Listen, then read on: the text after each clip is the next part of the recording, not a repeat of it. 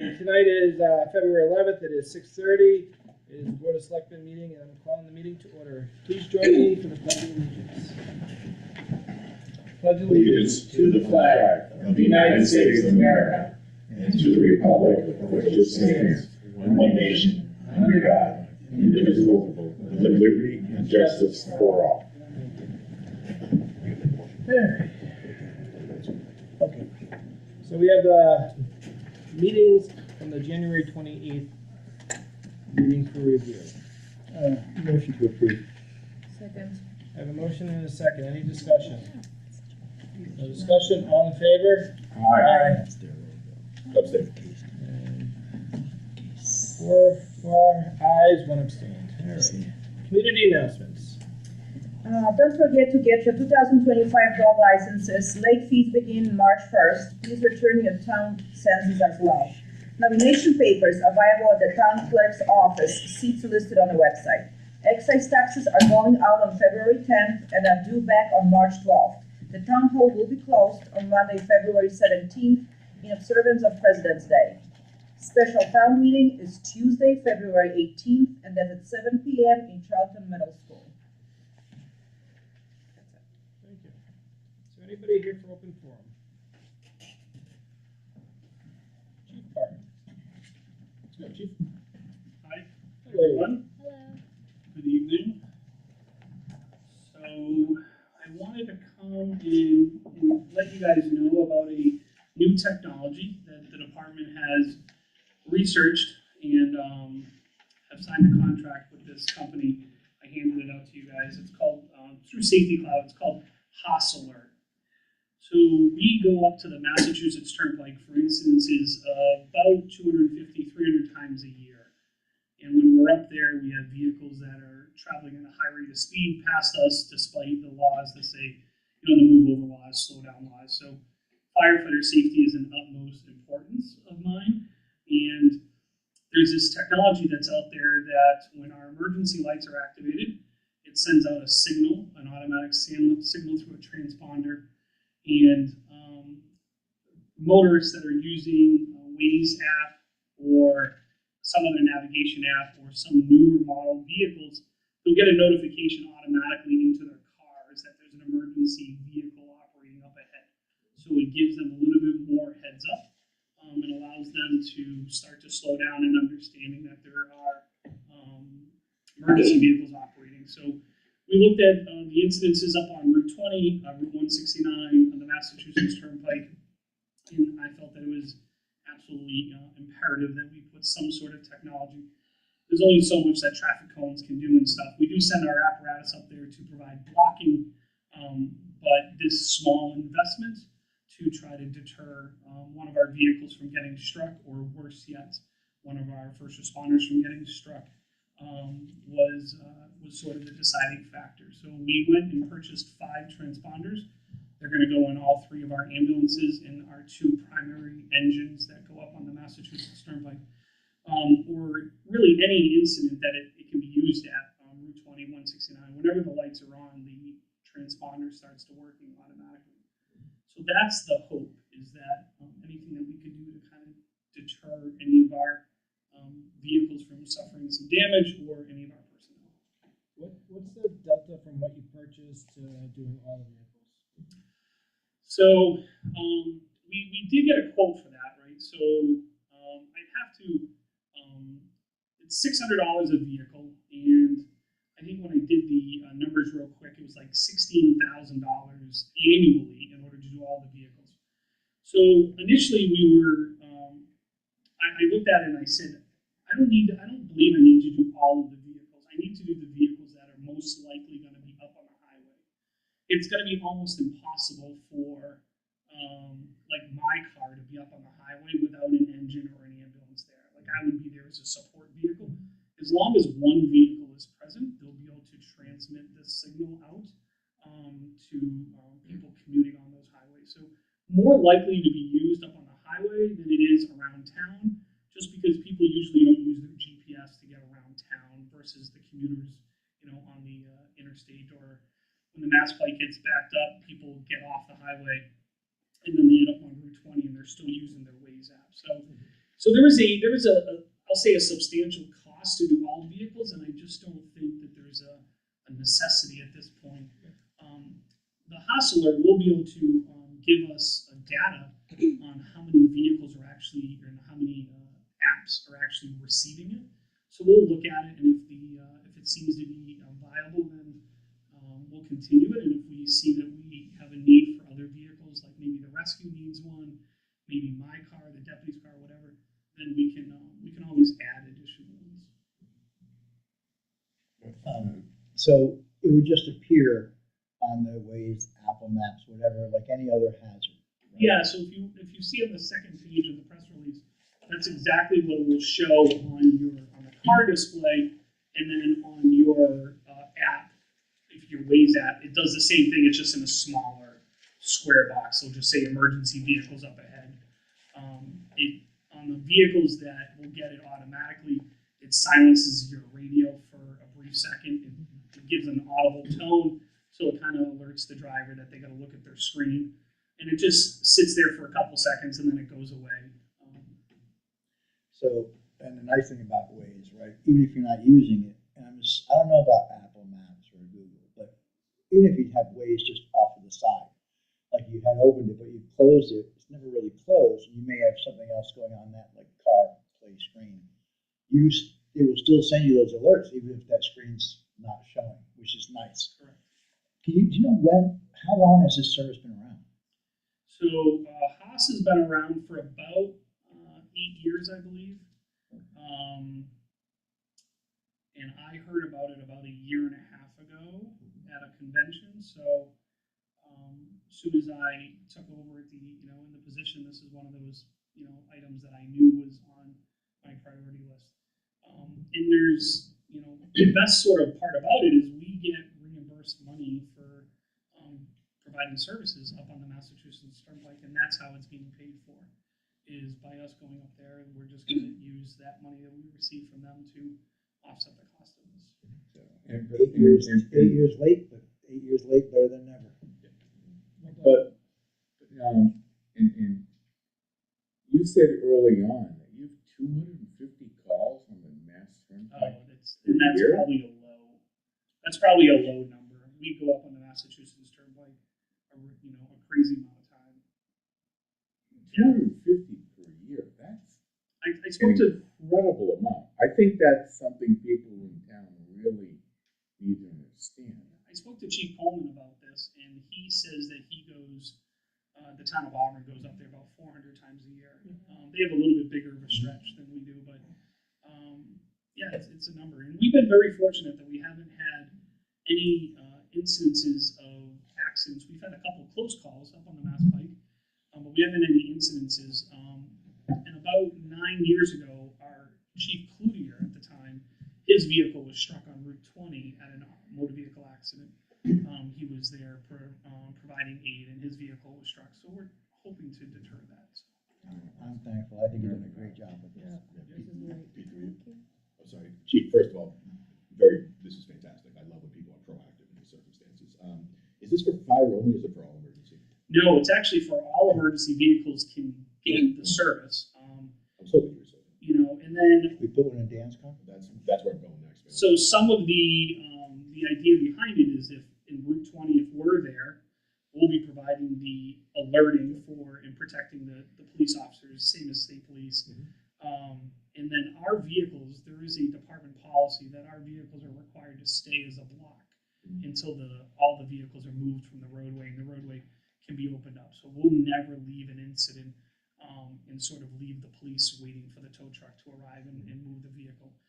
So we stay on scene, and now as a block, but also now we can be providing that alert system as well. Yeah, so to the rest of the board and Andrew, I for one would not be opposed to expanding out this type of pilot program a little bit for relatively short money for safety considerations for anything that Rob might think he could use additionally. Again, relatively short money. This is, I'm not diminishing taxpayer money, but this is a rounding error in a $40 million budget. All right. And I'd love to be able to, again, just for the board to consider along with FinCom as we go in the budget to see what we can do with Chief Dow, maybe, have something going on there as well. Again, just as a pilot to see how it's working, and then we can always expand later. But no, Chief, this is great. It'd be cool if we can get that wrapped up while you're still here. You're your swan song. 82 days or whatever. No, but there's also, so I remember like 5 or 6 years ago, hearing a conversation where anytime a town fire truck goes onto the Mass Pike, we get $400 an hour. Yeah, I don't know what the total amount is that we get reimbursed. We are gonna be in contract negotiations with Mass Highway to discuss those fees.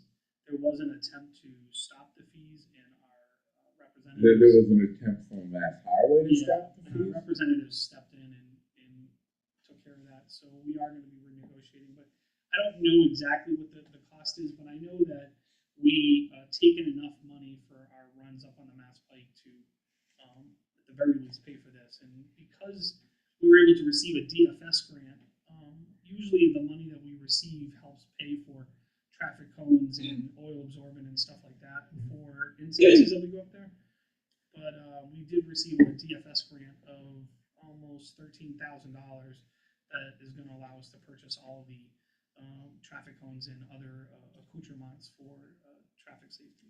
And just for clarity, it wasn't just Charlton that has to renegotiate. It Oh, had to do with the Turnpike and the DOT when Yeah. they changed names. So just for everybody's knowledge, it wasn't isolated to Charlton. It's Oh, state east no, to not west. at all, but, Yeah. but it's important. They put it back in place, so we're good.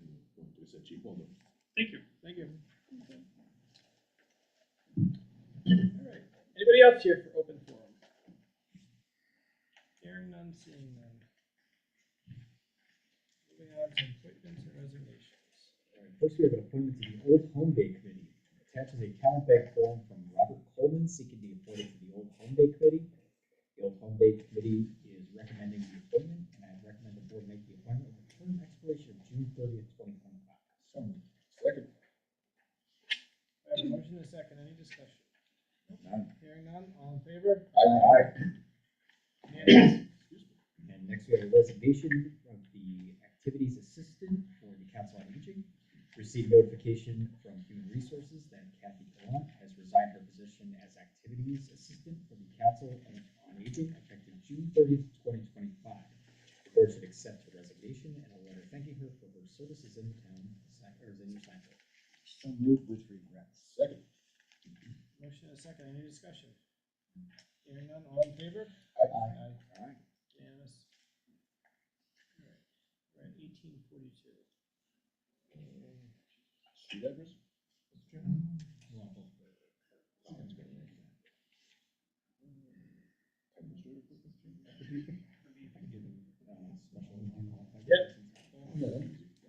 Right, we have a request for a special alcoholic beverage license for the Charlton Fire Department dinner. Attaches an application submitted by Daniel Drager for a special alcoholic beverage license, all alcohol, to be used on February 28th, 2025, from 6 p.m. to 10 p.m. at the Overlook Great Room for the Charlton Fire Department dinner. The application has been reviewed and approved by the Police Chief, Building Commissioner, and Fire Department. As per the board's policy, if a special alcoholic beverage license is approved, the dates on the license should be for the day before the event to allow the alcohol to be delivered, the day of the event, and the day after the event to allow any alcohol left over to be picked up. Mr. Chairman, I move to approve the special alcohol beverage license, all alcohol submitted by Daniel Dover to be used on February 28th, 2025 for the fire department dinner, with the date on the licenses to be February 27th through February 29th, 2025, respectively. Second. A motion and a second. Any discussion? Hearing none, all in favor? Aye. Aye. I didn't know that this was a week. All right, I got 1845. All right, your 6:45 p.m. appointment with the Raise Foundation, the Raise Foundation Residential Assistance for Seniors. So that's for time on the agenda to provide an update and presentation on what they do, awards, and grants available to Charlton seniors. Hey, folks, while we call up your very, very nice presentation. Oh, thank you very much. Thank you. Come on in. Yeah, if you want to let me know when you want to go to the next slide. Oh, I will. No, thank you. This is perfect.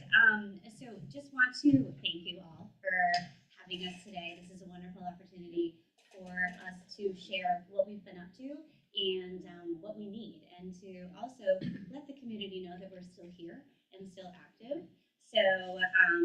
for those that do not know who we are, although I know many in the community are familiar with us, they have either purchased a lottery calendar from us at Ted's at some point, or enjoyed the taste of the towns, donated a silent auction basket, or businesses have chosen to sponsor us, and it's been incredible. The community support over the years has been absolutely incredible. And so we want to, like I had mentioned before, go into where we've been and where we are now. And we have pretty much a specific call to action for our community to see if we can get others to join us. So my name is Sabrina Webb. I'm a board member. And then here is Deborah Cheslick and Edward Cheslick. And they are also longstanding board members with the Grace Foundation. So you can certainly go to the next slide. There's some great pictures of us there. So who is the RAISE Foundation and what do we do? So RAISE stands for Residential Energy Assistance for Seniors. And really, it's built upon the belief that, our communities are built strong by the people who have come before us. And so as we all sit here and be able to live this beautiful life in Charlton, Massachusetts, it's really our responsibility and our honor to support those that have paved the way.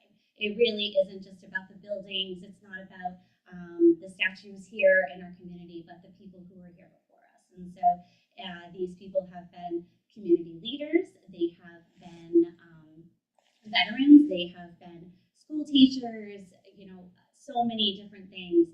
And now it's our turn to take care of them. So what we do, if you want to go to the next slide, is we serve exclusively to the town of Charlton, and it is senior citizens in the town of Charlton, and we assist them with their heating and their cooling expenses that they have in each season. So senior citizen here would be 60 years or older, and we'll go into what our grants look like, but they must meet certain income requirements.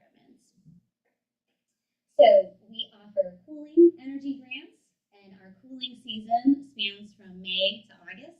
We have the qualifying grant amounts right now are $250, $200, and $150 for support. Also for the heating energy assistance, it goes through October through March, and those qualifying grant amounts are $500, $400, and $300. I have to say, historically, we are more so on those higher sides. I can't remember the last time we've really done a grant for $150 or $300. Yeah, usually we're at 150. We haven't run into that too much. Yeah. Between 2 and 250. Yeah, absolutely. The need is certainly there, and so there is a process. There is a process where community members that meet these qualifications can apply. They might not know if they meet every qualification, but the application is available on our website, and it is also available like downstairs in the Charlton Senior Center and other resources where we feel that our information should be. They go ahead and they fill out an application. It comes directly to us. We have a subcommittee called an awards committee, and that is consisted of only 2 to 3 people who make the determination of whether or not we can qualify somebody for an award. The biggest thing to note here is that it is completely anonymous. As you can imagine, there's a lot of pride and vulnerability that can come along with this. If I can't pay my heating bill, or I'm cold and I'm in a situation that I don't want to be in, but I am asking for help is I think hard, especially in certain generations. But there is it's important that we note that there are not even the board members get to know who these people are. It's strictly who works specifically with the applications, and it is kept anonymous. And we want to make sure that that's said, so we do get people to apply. We make it easy there.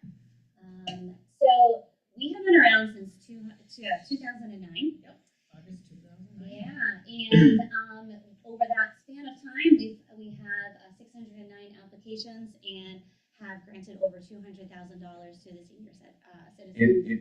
And that's for Charlton only. Charlton only. Residents 60 and over. Mm-hmm. Yep. And that is That's because, fantastic. yeah, it's a great number. It was wonderful. You know, when you're in it, and you see these, you know, $500 amounts, you know, over and over, it's, you know, you don't expect to see that number. I know when I had Deb do the research for me, I was like, wow, okay, yes. And so, but that is really, it's because I serve on a lot of different nonprofit organizations, but there's something about the Race Foundation where the community is so incredibly supportive of this cause and our mission. And I think it's because we all can relate. We all either have someone in our family who is elderly, or we're, you know, getting there ourselves, or, you know, it's hard right now. It's just incredibly hard. And I think that we're all feeling it. And so, you know, that number makes me incredibly proud to be part of this. And there's no way that we could do it or continue to do it without the support of our community and the support of the businesses that are in this community, because it's been tremendous, the effort there. And go to the next slide. So it's not just energy assistance that really we are providing. So as our bodies age, we don't do well with temperature fluctuations, and that can create you know, a health crisis that can, in someone who has a pre-existing condition or, you know, might not know. And there are, I'm sure you know, senior citizens in this town who keep their thermostats down to 50 degrees, and it's just simply not healthy. And the same in the summer, right? So to be at a high level, you know, high temperature level is really tough for their bodies to regulate. And so it's more than just actual financial assistance. It's really overall health and well-being of some really important members of our community. We can go to the next slide. So how did we do this? And how are we still doing it, right? So lottery calendars were a huge fundraiser. We would really, it was all hands on deck. We would stay outside in the cold and we would sell these lottery calendars, and that was probably, I would say, our second largest fundraiser. But the one that is most known is our annual Taste of the Towns, which ran every year from our inception until 2 weeks before the world shut down in 2020. And we were so incredibly grateful that we were able to sneak that event in, you know, and because that is our signature event. It brings the community together, it brings the businesses together, and it is a bulk of our fundraising. And so we were able to provide for our senior citizens when they really needed us the most during that year when everything shut down. Since then, we haven't been able to, well, during the pandemic, we weren't able to host a Taste of the Towns. I do want to, you know, really express my gratitude on behalf of our organization that, you know, ARPA funds that were voted on and given to the Race Foundation allow us to still have grants going out today. I mean, just last week, we're mailing grants out to the people of Charlton here. And so that, I know that there was a committee in place that determined where those funds would land, and I'm just very grateful to those that voted to have any, you know, any extra that or any room come straight to the Race, so we could continue this important mission. And then, you know, we also did an annual appeal each year, reaching out to the community, sharing with them who we are, what we do, and what we want to continue to do. And it was very well received. We had many people just send in checks and straight donations, including some of the businesses as well. I can go to the next slide. We have some tremendous community partners, and like this is an example of the Charlton Police Department, who did like a no shave December in our honor, and the proceeds from this small fundraiser went to the Race Foundation. But this isn't just, you know, a fundraiser; it's also raising awareness of who we are and that we are available. So when we have our community partners like the Charlton Police Department, the Charlton Elementary School was another one with their 100th day, you know, pennies for their 100th day. They raised quite a bit and we were again the recipient of that. It raises awareness of who we are, what we do, and that we have resources available. And then we did have some spirit wear that went during the pandemic times. And community events, you probably have seen us at Old Home Day, selling lottery calendars, lemonade, Blueberry Festival. It's wonderful that we have these events here in Charlton that organizations like ourselves, our nonprofits, that are welcomed there, so we can talk to the town and again get that message out. Go to the next slide. It'll give you a nice a recap of our strong taste of the towns that we want to bring back.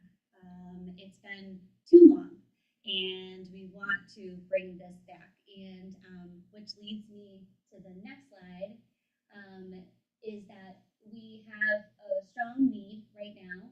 We know we have rising energy costs. We know we have a high rising cost of living.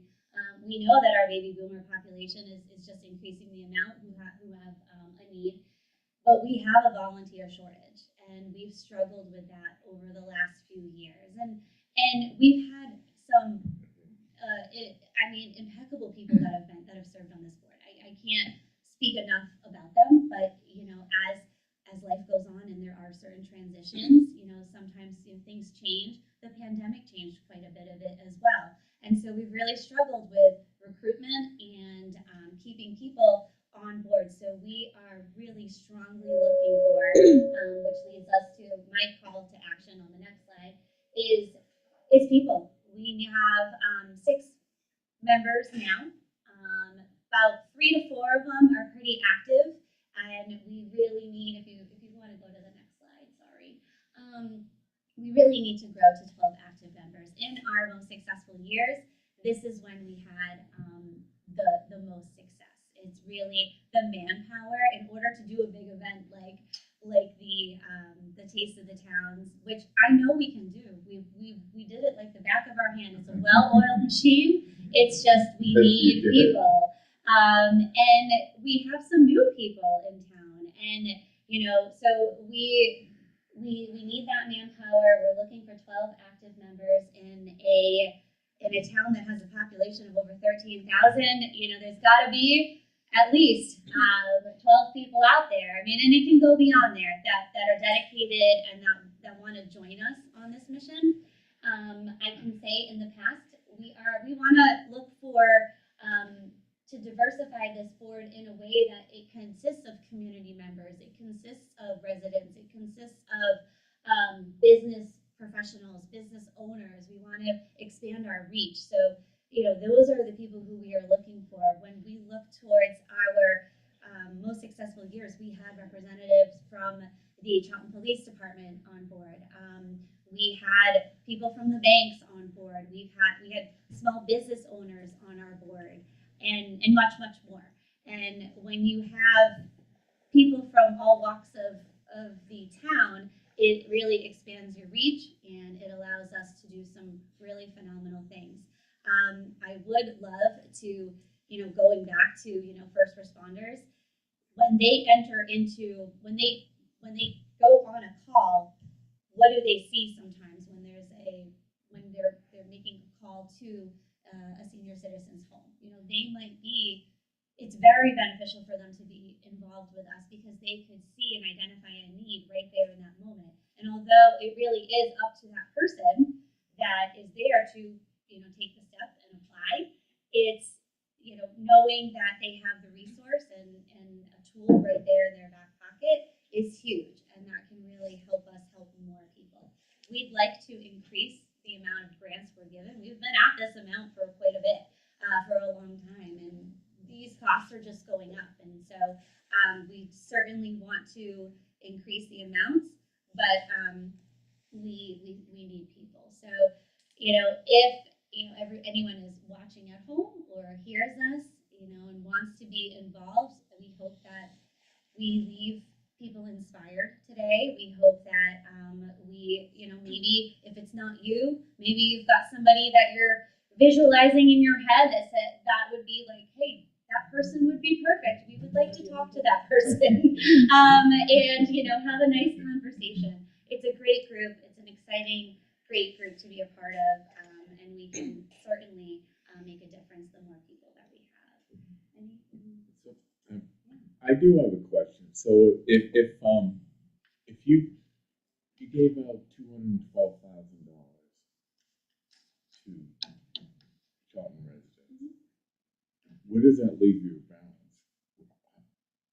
Right now, Yes. yeah, I mean, well, we are a nonprofit organization and our balances are, kept to us. But I can tell you that, we don't publicize the balances that we have right now. But we do know that if we don't have people who want to join us, we already have had to put a cap on grants, and we know that we probably have enough to get through maybe one more season. That's the answer I was looking for. Thank you, Sabrina. Sabrina, you do a fantastic presentation. Doesn't she? Jeez. And I can't imagine why the American Heart Association didn't hire her. Thank you. Sabrina, I would love to know, you were talking a lot about your volunteers being adults, older. Yeah. Is there any room for people my age? I'm 17. There's room for anybody. Yes, anybody. Absolutely. Because I will so bring this to my National Honor I Society. would love it. I would love if you did that. Yeah, absolutely. You can reach out to us multiple ways. I have your contact on You have it on here? Yeah. Perfect. Yeah, so please, reach out to me. And also, there are a few different options. We have discussed in the past, we certainly need a board. We need that board to grow. But if we get to a point where we have a great foundation on a board, we can have a Taste of the Town committee where, maybe I don't want to commit to a board and a monthly board meeting, but I want to be part of the Taste of the Towns and I want to be part of that planning. That's something that we can always look at too. That's awesome. No, thank you. Thank you. I think a lot of us understand that. Yeah. Yes. Yeah, but just two things I Then- was gonna talk, oh, you got a question? No, I think it's time. Yeah. No, No, this what is a awesome. fantastic presentation. It's time for people to step up and. A couple of things you can just throw in there, great job, by the way. Yeah. That's always been a great The amounts, the grants, based, the amount of money we go through the federal poverty guidelines. Of course, there are different levels of federal poverty guidelines based on what it's for. So we go by the heating federal poverty guidelines, like WCAC, which is for heating. So that's what we go by, and it changes every year. It starts March 1st till the end of February the following year. With the heating and the cooling, the thing with heating is it's not just oil. It's any source, whatever that is. It could be wood, it could be coal, it can be whatever that is. The vendor gets the award, the grant. They get a letter. They both get the recipient gets a letter, and then the vendor gets the check. And so anything is possible. It's not just oil, gas, and propane. With the cooling season, we have air conditioning and electric. Now, we sometimes run into, let's say that someone got $250, so they wanted to get an air conditioner. So they got the air conditioner for $200, so they get the $50 left. What that does is we take the $50 and we pay towards their electric bill. So sometimes they get two price for one. Just wanted to throw that in. It's just so, and I really need to understand this a little better. So, this is an ongoing. Yes. It's not just ARPA money we're talking about. How we funded it for the last 2 years. There's still ongoing. There are still people that are supporting us. Yeah. Absolutely. Yeah, and it is an ongoing grant that funds RIAS. Well, no, we don't. No, the community and the outreach that we are doing is what funds it. The ARPA money was really what kept us alive. During those days, coming out of the pandemic. And what's also special about this too is that we don't. If our applicants get any other types of benefits for heating or energy assistance in general, we don't take that into consideration. So, we still give the funds out. If they've gotten a grant from, the WCAC, we Right, still. yes, it's not, you can't if you get this. So Right. you can have, WCAC, and you can also. And we also let them know about those, so they Some can people get think it. that and they don't realize it, that they can. Right, I can say we don't have many denials. No, Really no, don't. actually, it probably, oh yeah, there's probably been since 2009, there's been 7 denials due to over income, or it could be over assets, because it is based on income and assets. And there's the guidelines, like I said, the federal poverty guidelines. Any questions? This is great, very well done. Thank you very much for this. Yeah. Hopefully this gets some additional interest in volunteers. Me too. It really has nothing to do with my. Thank you very much. Really appreciate you giving us Yes, that it's time. a- Yeah. Thank you so much. I'm retired. Oh, I'm gonna go after you. Thank you again. Thank you. Thanks so much for coming in, stay warm. Alright, we don't have any old business on the agenda, so moving on to Board of Selectmen, policy review. Right, so before you is proposed street address numbering policy. Building Commissioner Meskis has been working with the department heads to draft a formal house numbering policy as adopted by the special town meeting in back in the fall. The draft of the policy is being provided to you for review tonight. We'll be asking for the board to potentially take action to approve the policy at your meeting on February 25th. Commissioner Meskis is here tonight to go over the policy and answer any questions that you guys might have. Evening. Nice to see the whole board and 2 student select persons. Making me feel special. I'm just checking, I said select persons, but we haven't changed the sign yet. I'm being proactive.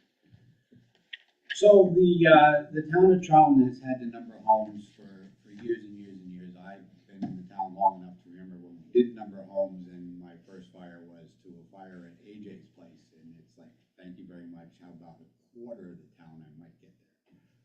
But when 911 came to the town of Charlton, we had to enact a numbering policy, and the highway department went around with the wheel and the pickup truck and marched off every 100-foot intervals, and we've been working with that informal policy ever since that was in like 1987, 1990. I did ask the board to, at town meeting, to amend the bylaw for numbering, as 911 has become very complex, and numbering houses and the types of houses and things that we have is becoming more complex, and having the institutional knowledge in my head, I want to leave that for someone. We've run into some interesting situations. We all know something that's misnumbered. We had a change in the highway superintendent, and he says, sure, if you want to take over, Kurt, I'd be happy to give up my part of the process. But part of this process also includes the assessor's requirement to report to 911 every year all the proper addresses, and that came to light when the police department couldn't get a grant one year because we hadn't complied with that requirement. So, not doing anything different. We're not proposing to change anybody's street name at this time. We're not proposing to run around the town and change people's house numbers. We know that causes problems. I've had to do that before. But really, this is just a front-to-back approach of how numbers are assigned, which side of the street they're on, some road naming issues that we've come up against, so that in the planning process we have something to go by to say, if you don't know, we have 5 shore drives in Charlton. Well, one of them's Offshore Drive, one's Glen Echo Shore Drive.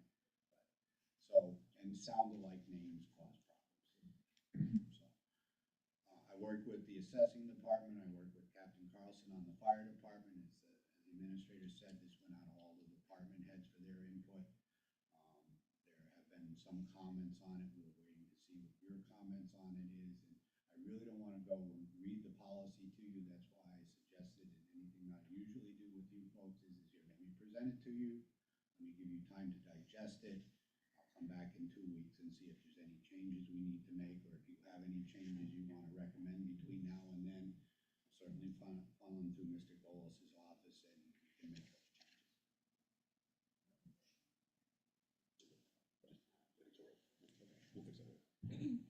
Just a 4.4, it was referencing a diagram below, but there's no diagram. Oh, I just want you to know that I actually read it. Mr. Chairman, just through you. Yeah, Kurt, I think you and the team did a real nice job on this. I mean, it seems, these things are self-evident, but it's good that they're spelled out. And I think that type of consistency across the board, especially within the planning department, the highway department, et cetera, I think will be healthy. And again, I think it'll put us in a much better position for our, what I expect to be large growth over the next 5 to 10 years by having something actually written down. I think it's good. So I actually didn't have, I mean, outside of that minor. Thank you very much. No, honestly, I think it's good. You're doing these things and you work on them so much and you go, oh yeah, I'll do that. Yeah, no, this is, no, honestly, I thought you did, I thought you and the team did a real nice job on this. I really, if there wasn't a single, outside of that silly formatting thing, just because of the geek, I wouldn't recommend a change myself. I think it's perfect. Well done. I mean, obviously, my colleagues might have differences, but Thank you. Enjoy the rest of your evening. Thank you. Thanks, Kurt. Stay well. All right, moving on to the student select person report, we'll start with Rosalie. Okay, so as for athletics, this Saturday, 2:15, Shepherd Hill is hosting round 1 of the boys basketball club tournament. The Rams will play game 1 at 11 a.m. and the last game will be played at 5 p.m. So good luck to all teams.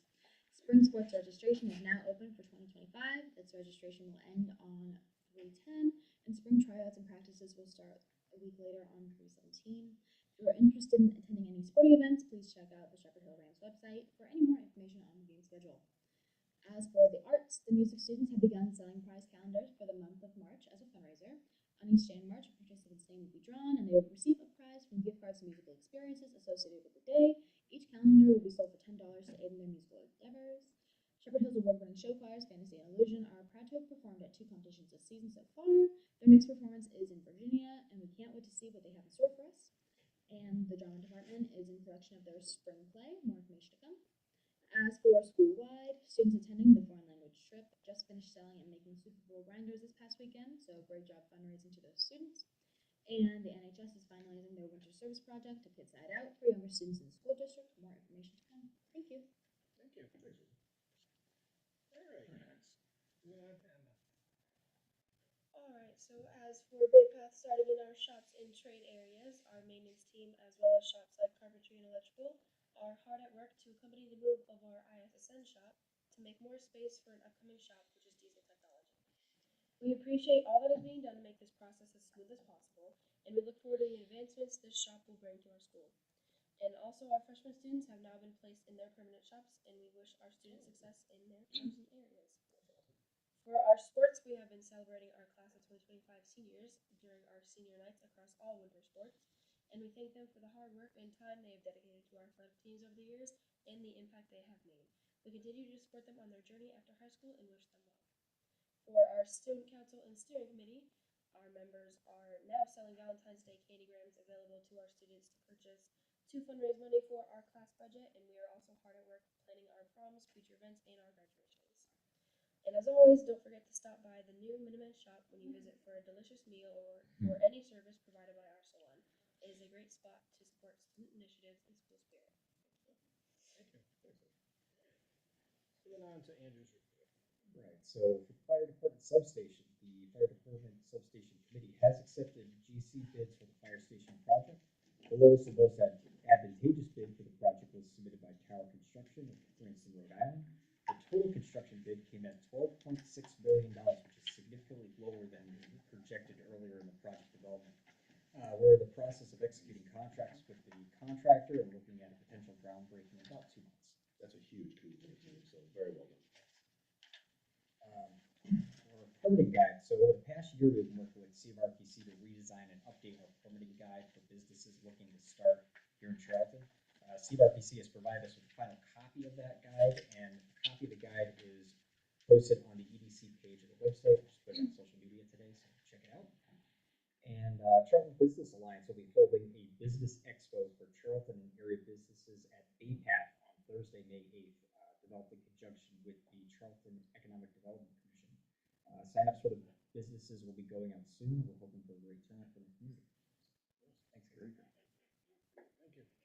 Any other business that was unknown at the time of posting? Mr. Chairman, not so much business, but just a reminder, Mary was kind enough to send us out a note. I think we're posted in case Quorum wants to go to the school committee meeting tomorrow where we'll be discussing, well, I should say, they Just who's interested? Do we have a quorum going? I'm going. If I get out of work.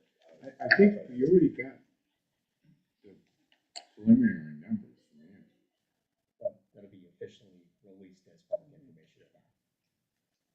Those numbers are always just We should probably wait till. those numbers always make me scratch my head. That's all I'm gonna say. Yeah, so that up, just as a reminder for the people, probably more than anything, that the school committee is presenting their prelim budget tomorrow, in case anybody wants to go. And I'm sorry, my school committee, So we'll have two anyway. If we have a third, then It's posted, so. It's posted anyway. it's posted. Mayor took care of it. Thanks, Mayor. All right. All right, any other business? Hearing none. We have our next meeting announcement, special town meeting, February 18th at 7 PM, Charlton Middle School. And the next regularly scheduled board meeting is February 25th at 6:30 here in meeting room 1. Thank you. Mr. Chairman, motion to adjourn. Second.